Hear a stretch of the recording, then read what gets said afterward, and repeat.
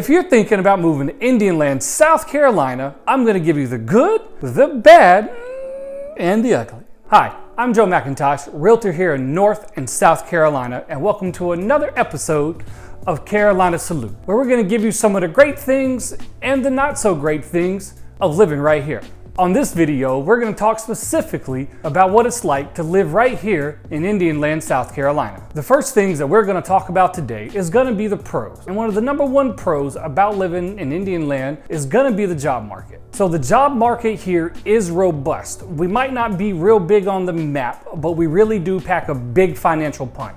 Most people don't know this, but Indian Land is the home of the following companies: Movement Mortgage, Inspiration Network, Sharon View Credit Union, Red Ventures, Continental Tire North America. It's also home to large branches of Kerr North America Corporation, TriNet, URS Corporation, and Honeywell. Most people are really shocked when I tell them that because we've only got just over 30,000 people that live here. So the second reason people really do love living here is we've got a ton of shopping options. Lots of times when you get into suburban life, you end up in bedroom communities and you have to drive to get anywhere beside your backyard to hang out. Your promenade's gonna be your largest shopping center, and it's going to be anchored by stores such as Burlington, Ross, TJ Maxx. Ladies, no fret. You can go to Ulta and get your eyeliner. So everything you need is right here. You've got Jim and Nick's for barbecues, one of my favorite spots. Their brisket is amazing. There's a few spots around the Charlotte area. And in the front of that, you're going to be anchored by some more chain stores. So you really don't have to travel and go all the way to Charlotte to get what you need. You just got to go down the street.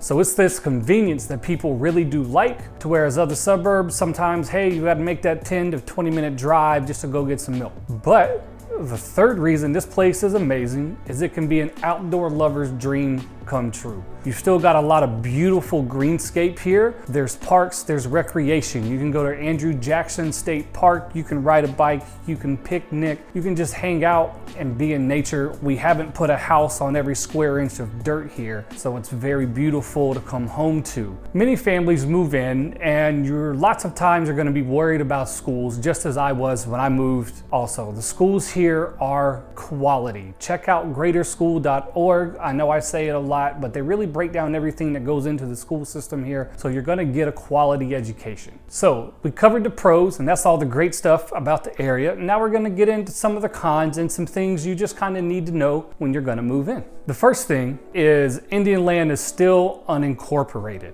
which means you're still basically just kind of part of the county or a part of the next biggest city that's closest to you, which in this case is going to be Lancaster. So the city, you don't end up with as much control and as much development control. Sometimes you end up with things in weird places like, hey, why did we put this store here? Or why did we approve all of these townhomes across this road that can't handle the traffic it's on now? Now, you might find this next one a little strange, but one thing to look out for is, hey, depending on what neighborhood you're in or the area that you want to live in, you're going to probably pay a little more in taxes than somebody else. So one thing you'll want to do when we start selecting homes is to check the property tax on it and see, hey, are you willing to pay that extra property tax for this house versus another like-kind home in the area? Now, the third one, surprising. I know a lot of times you think, hey, the suburbs don't have this, but it's traffic.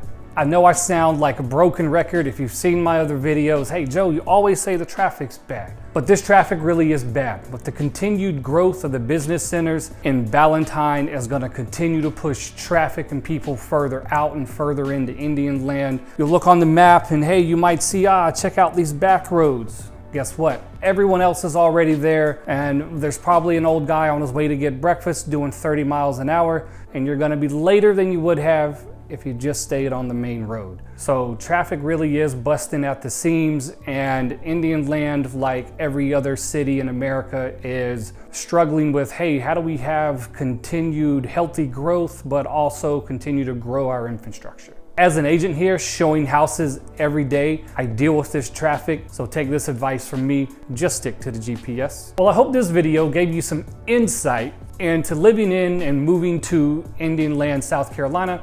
Please subscribe to the channel, hit the button around here somewhere, give me a shout. I would love to talk to you more and see how I can best serve you as your realtor here in the area. And check out my other videos on my channel for more information on the surrounding areas, and stay tuned for the top neighborhoods as I do some walkthroughs. Again, my name's Joe McIntosh. I look forward to helping you.